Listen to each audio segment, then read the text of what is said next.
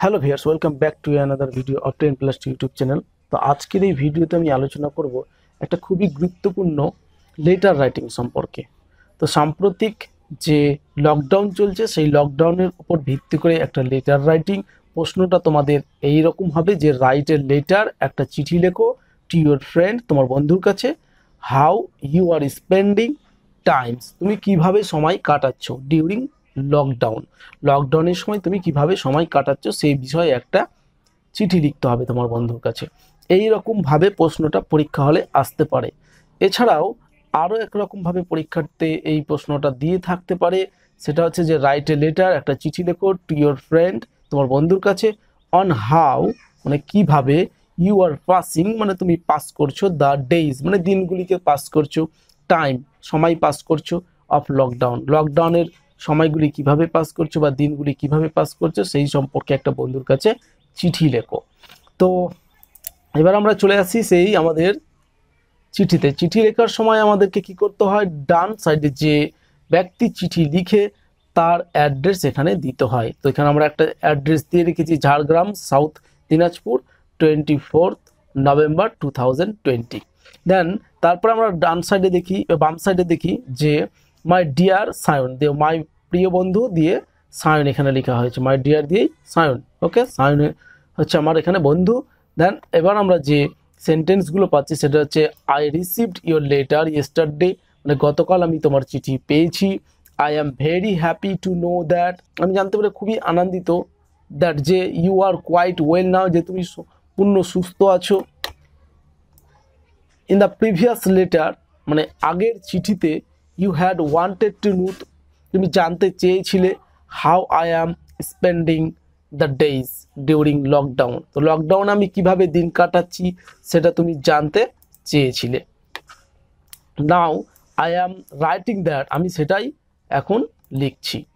তারপর হচ্ছে যে ইউ নো দ্যাট, তুমি জানো যে lockdown had been started, lockdown শুরু করা হয়েছিল at the end of March, March মাসে প্রায় শেষের দিকে লকডাউন শুরু করা হয়েছিল।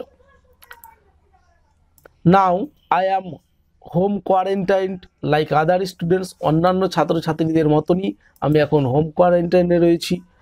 I have made a daily routine in the lockdown, তো এই লকডাউন আমি কি করেছি, একটা ডেলি রুটিন তৈরি করে ফেলেছি, মানে কিভাবে আমি আমার দিনগুলোকে কাটাবো সেটা।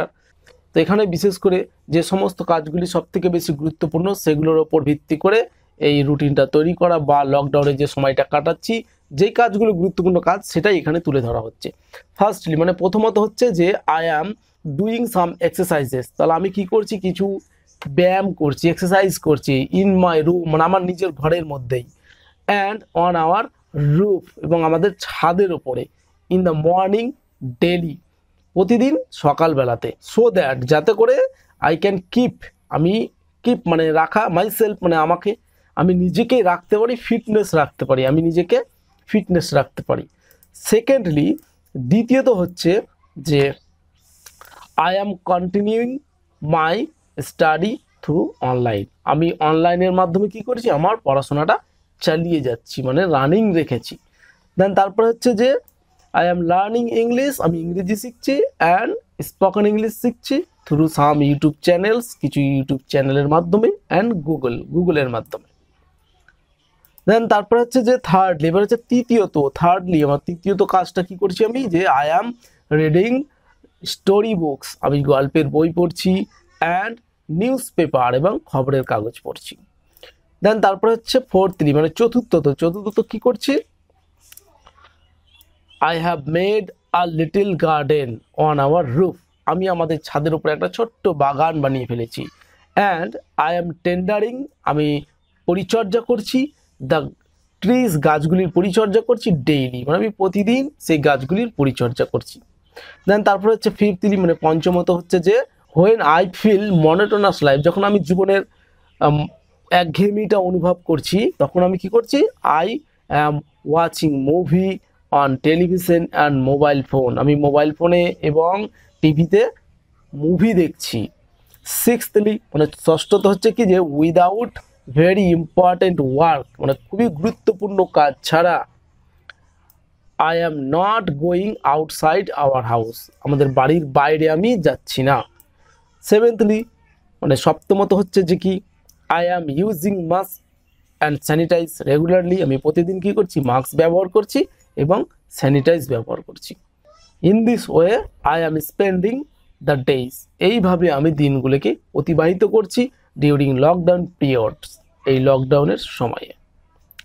এরপরে আমরা কি করব, ছোট্ট করে একটু প্যারা করে এটা লিখতে হবে আমাদেরকে। সো এরকম হবে যে please write me a letter how you are passing the days, তাহলে তুমি আমাকে একটা চিঠি লেখো, তুমি কিভাবে দিন কাটাচ্ছ ডিউরিং দিস লকডাউন, এই লকডাউনের সময়ে। তারপরে চলে আসছে convey my respects and regards to your parents, তোমার বাবা মাকে আমার শ্রদ্ধা জানিও প্লিজ, মানে অনুরোধ করে তোমার বাবা মাকে আমার শ্রদ্ধা এবং ভক্তি জানিও। I will be waiting for your letter anxiously, আমি উদ্বিগ্নতার সাথে তোমার চিঠির জন্য অপেক্ষা করতে থাকবো। থ্যাংকিং ইউ, রাইট সাইডে লিখবো আমরা ইয়োর্স লাভিংলি দিয়ে সেই ব্যক্তির নাম যে ব্যক্তি লেটারটা লিখছে, সেখানে দীনেশ সরকার একটা এক্সাম্পল হিসাবে দেওয়া হয়েছে। দেন তারপরে সেই বন্ধুর অ্যাড্রেস যার কাছে লেটারটা যাবে, তো সায়ন দত্ত, ইংলিশ বাজার, মালদা, এইরকমভাবে। তো তোমরা অ্যাড্রেসটা নিজের মতো করে লিখতে পারো, এইভাবে আমি লিখে দিলাম। তো এই হচ্ছে আমাদের লেটার রাইটিং, আশা করি বুঝতে পেরেছো বিষয়গুলো, সেন্টেন্সগুলোর মিনিংও বুঝতে পেরেছো। সর্বশেষ একটি গুরুত্বপূর্ণ কথা, আমাদের এই রাইটিং স্কিলের পিডিএফ ফাইল আমাদের ওয়েবসাইট www.digitalenglish.in ওয়েবসাইটে তোমরা পেয়ে যাবে। এই ভিডিওর ডেসক্রিপশন বক্সের মধ্যে এবং কমেন্ট বক্সের মধ্যে সেই লিঙ্ক দিয়ে দেবো, সেখান থেকে তোমরা সেই পিডিএফ ফাইলটা ডাউনলোড করে নিতে পারো। এছাড়াও আমাদের ওয়েবসাইটে বিভিন্ন ধরনের রাইটিং স্কিলের পিডিএফ ফাইল পেয়ে যাবে, রাইটিং স্কিল পেয়ে যাবে। সো অবশ্যই একটিবার হলেও সেই আমাদের ওয়েবসাইটটা ভিজিট করো এবং সেখান থেকে তোমাদের যে সমস্ত ম্যাটেরিয়ালসগুলো প্রয়োজন সেগুলি সংগ্রহ করে নাও। তো ভিডিওটি যদি একটু ভালো লাগে তাহলে অবশ্যই একটা লাইক দিবে, ফ্রেন্ডদের সাথে শেয়ার করবে, কমেন্ট করে জানাবে কোনো অসুবিধা হলে। আর এই ধরনের আরও ভিডিও পাওয়ার জন্য অবশ্যই সাবস্ক্রাইব করে পাশে আসা নোটিফিকেশান বেলটা অন করে দিবে, যাতে করে নতুন ভিডিওগুলি মিস না হয়।